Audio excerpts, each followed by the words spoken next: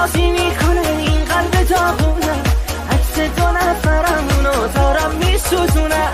شاید بتونم از جنونی که دارم رد شم، خب من نمیتونم مثل تو اینقدر باشم.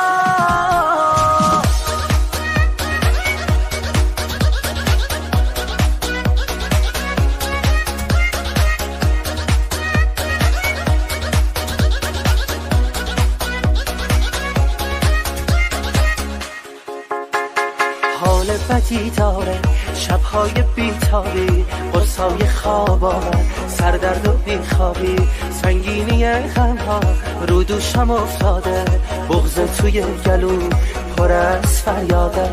با چشمای گریون توی خیابونا، زیر نم بارون قدم زنون تنها، هر جای این شهر رو دنبال تو گشتم، از فکرای بی خود جون تو خستم.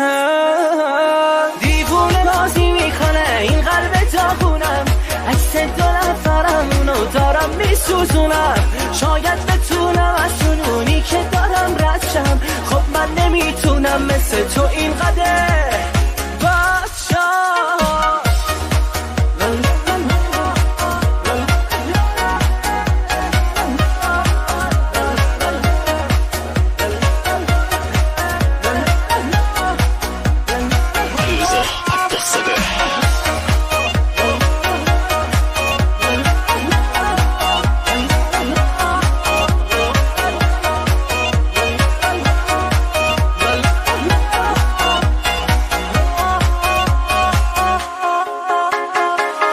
هوای خونه بی تو مسمومه، خندیدن بعد از تو رفته از این خونه، زخم زبونای مردم منو دق، سنگینی نگاهشون نمیره دستویان. شبگردی های من از سر اجباره، هوای پاییزی دلتنگی داره. شبگردی های من از سر اجباره، هوای پاییزی دلتنگی داره. دیوونه بازی میکنه این قلب داغونم، عکس دو نفرمونو دارم میسوزونم. شاید بتونم از جنونی که دارم رد شم، خب من نمیتونم مثل تو اینقدر باشم.